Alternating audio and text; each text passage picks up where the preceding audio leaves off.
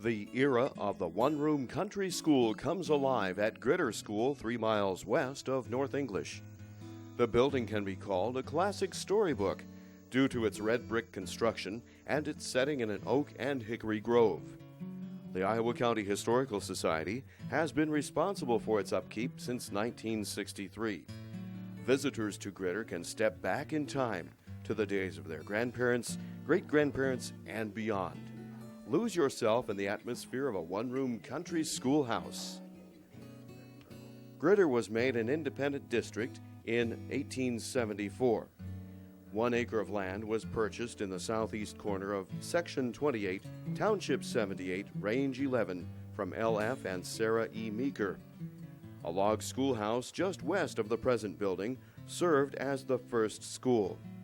A cave just a few steps away was there in case of tornadoes or high winds. The 1870s were still pioneer days in Iowa. Buildings were made of available materials.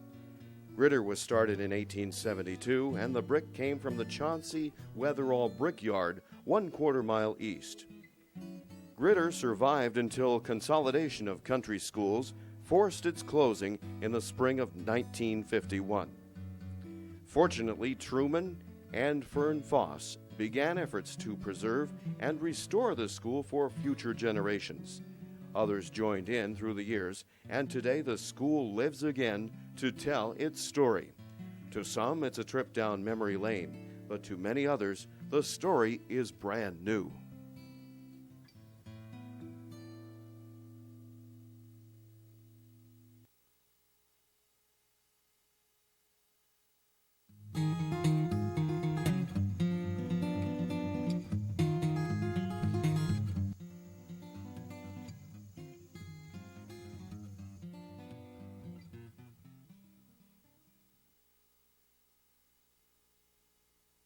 Yes, it was one room, and up at the front there was a small cupboard, which was our library.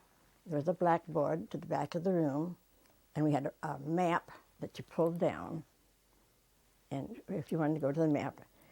And then we had the seats, and in the back was hooks to hang your coats, and there was a coat closet. And then out in the anteroom was where we put our things in the summertime, and where the water jug was. Well, the little kids sat up in the front seats, and as you got older and graduated to higher classes, you moved to the back seats. We had double seats, and it was a full house. The big kids sat with little kids, and we helped the little kids with their lessons. And it was togetherness, I guess you might say.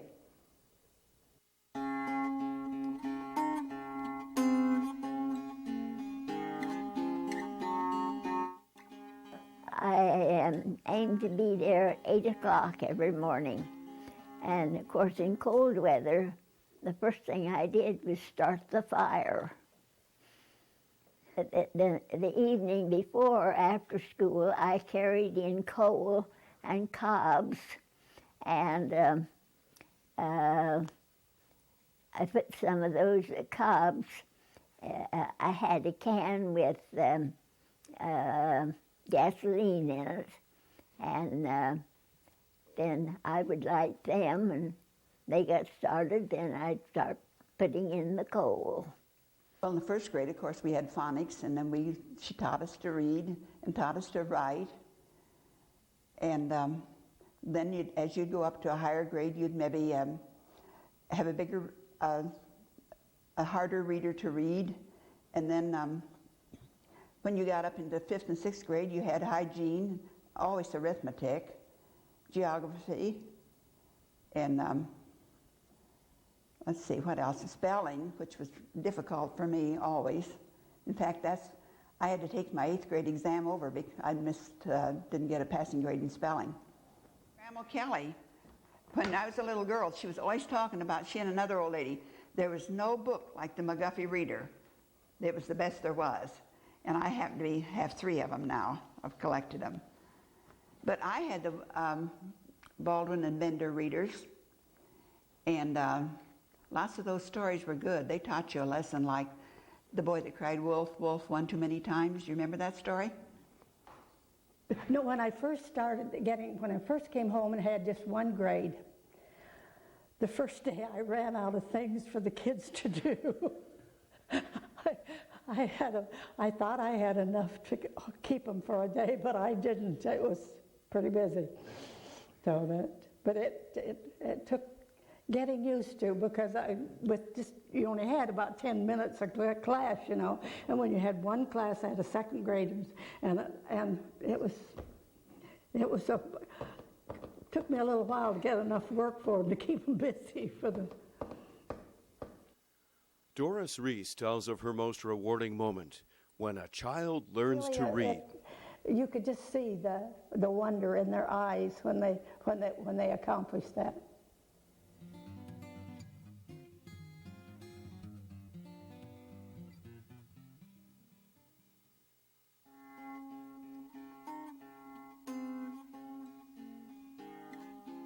But in the very beginning, we had the quill pens that we dip it in the ink, but I didn't do that. But what I got into was this pen that we dip into the ink and do our Palmer method. We'd make circles, and then we'd go our ups and downs, and then we had to write between lines, make our letters so big. And then when I went to high school, in the very beginning, though, I was going to tell you about, I never had this, but the children had slates. Everybody had a slate and a slate pencil. And you'd write on there, and it was easy to erase. And some of the boys, they would have rabbit's feet that were dried.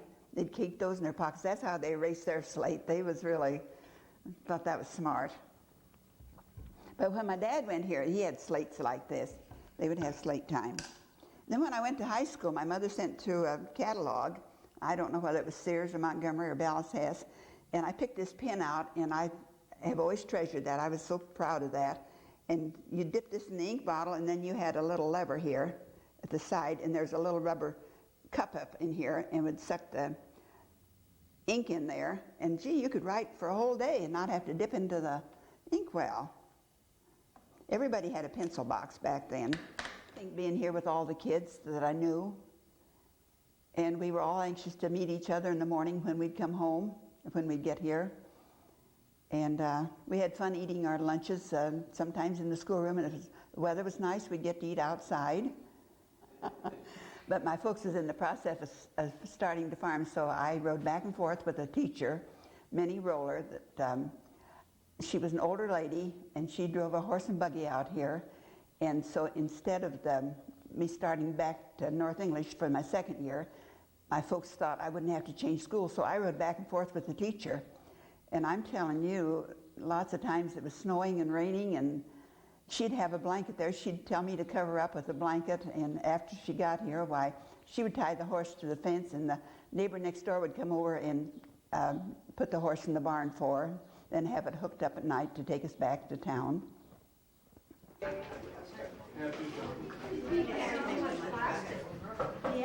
Of course, they always had sandwiches, and some of them, they would have a little jar with milk in it, and they usually had some kind of fruit.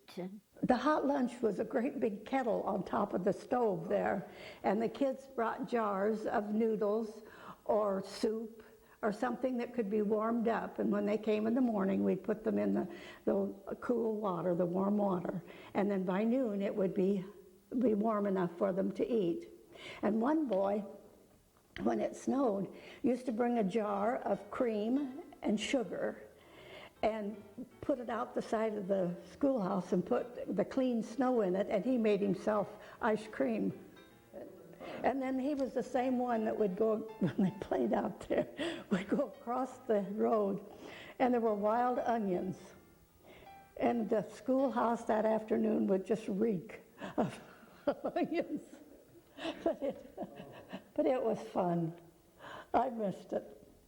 I still do. Way back in the 30s, during the Depression, how much do you suppose I got per month? Gee, I don't know. $50. $50 during the Depression. And That's pretty good.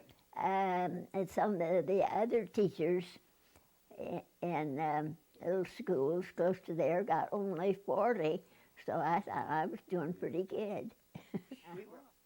Then in the bad weather when I had to stay out there, stayed at Holton's. They lived real close. And my room and my board for 1 week was only $250. Isn't that something? Back in the 1920s, there was no internet. The only communication link with the outside world was the telephone. We got one in 1923, and we were really excited about that. And we usually ran to the telephone when anybody's ring rang to see what was going on. Before we had the telephone, kids would come to school, maybe somebody would have a new baby, and by the time we got home, the whole neighborhood knew the new baby had arrived. And it was important news. Everybody, when there was a general ring, we all went to listen to the telephone.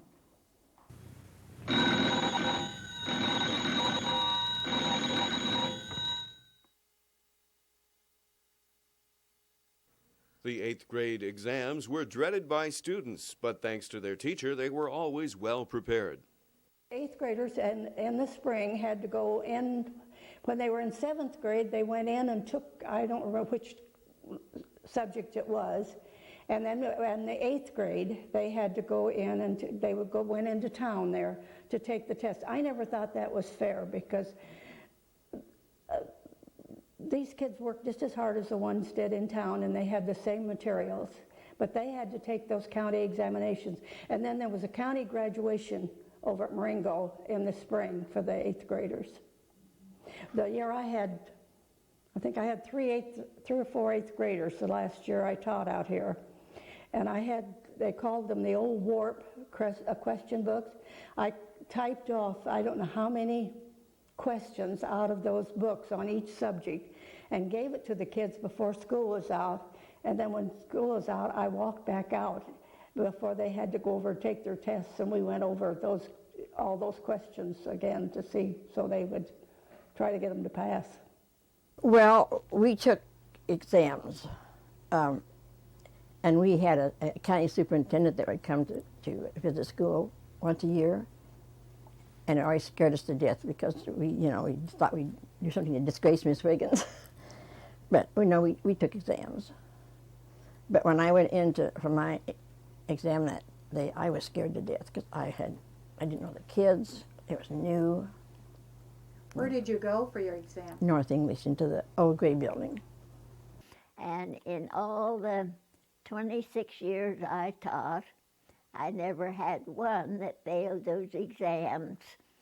And I have said, I give them the credit, but I had to push.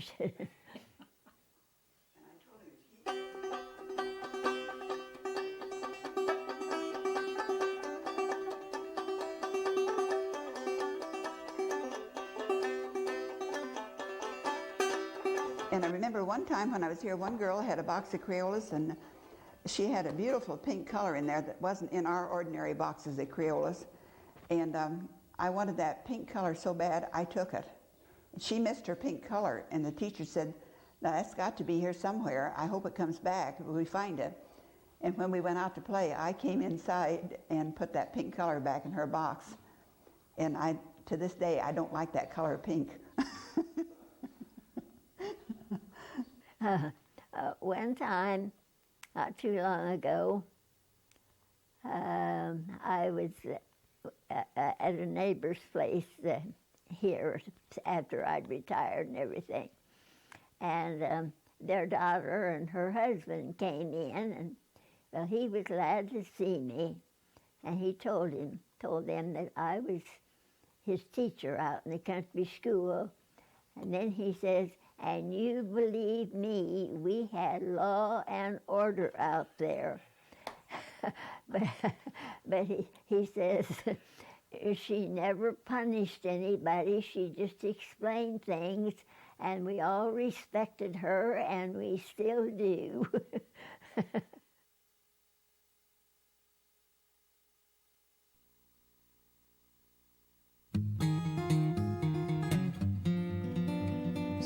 We had our sleds, and we would slide down the hills. We were over to Johnson's Hills. It's a great big hill over to the south of us.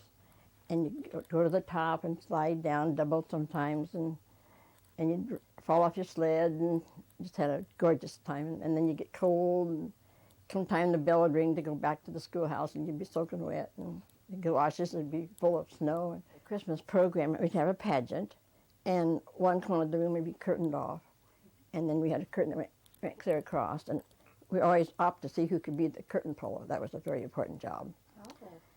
And always had somebody that would be prompter in case you forgot your part, and someone to pull the curtain when your part was over.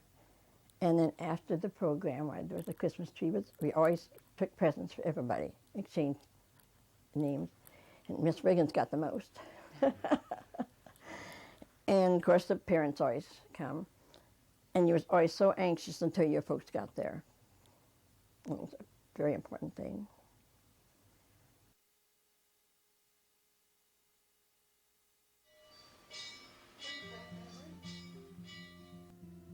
Spending a day at Gritter Creek School is a wonderful way to experience history and to understand the hardships our students and teachers faced not all that long ago.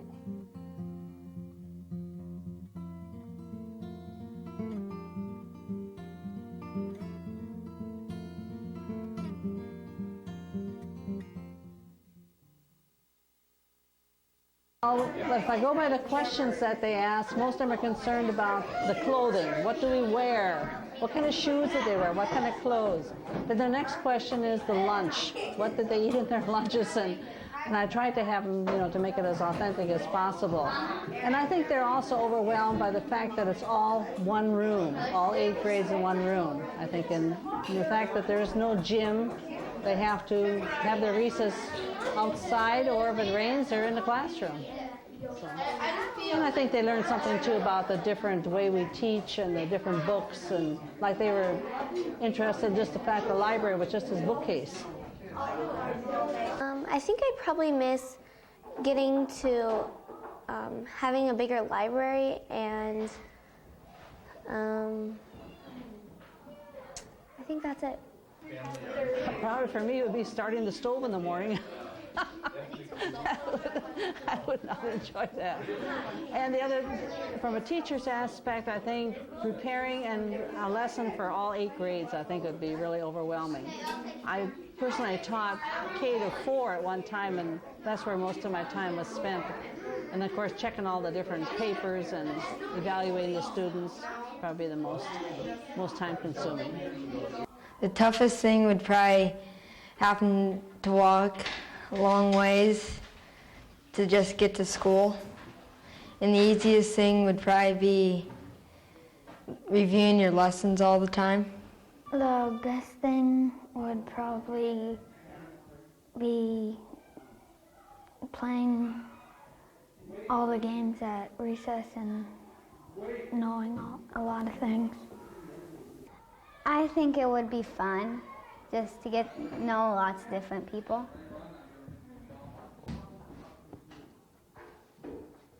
Probably hearing the lessons repeated each year. Probably from my love of history and wanting the children to know what it was like. Personally, I never attended a country school or a one-room school, but my sister did, and I knew a teacher that taught in a one-room school. And that was just a fascination that I had. And then since I belonged to the Historical Society, and I knew this building was here, and I knew Rita, and I knew her love for keeping it going and keeping people interested in it is kind of where my desire to. And when I brought one class, I noticed how much they enjoyed it, so I thought, I'll do it again. I think the best thing would be that we would be able to exercise more often, because we'd be walking from school to your home or from your home to your school. And I think the worst thing would be is that all the grades are packed into one room, and if one grade had a lot of people, this room would be really full.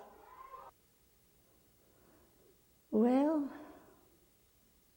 as I said, when I taught rural school, I didn't know anything else. So that was it. And as far as the different age, I had all ages, so I always enjoyed any age. whatever bunch I was working with, why, that's a bunch I enjoyed. Well, back then you were either a teacher or a nurse, and heavens, I couldn't have been a nurse. So, and my older sisters and a couple of my aunts had been teachers, and so well, that was just what Doris did. I can remember as a kid, all I did was play school. And I've never been sorry.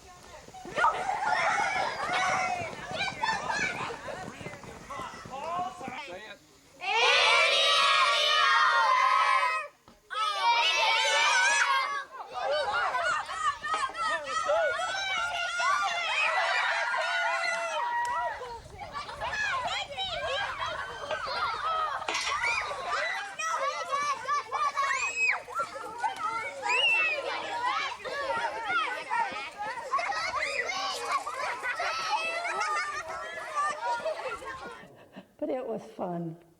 I missed it. I still do.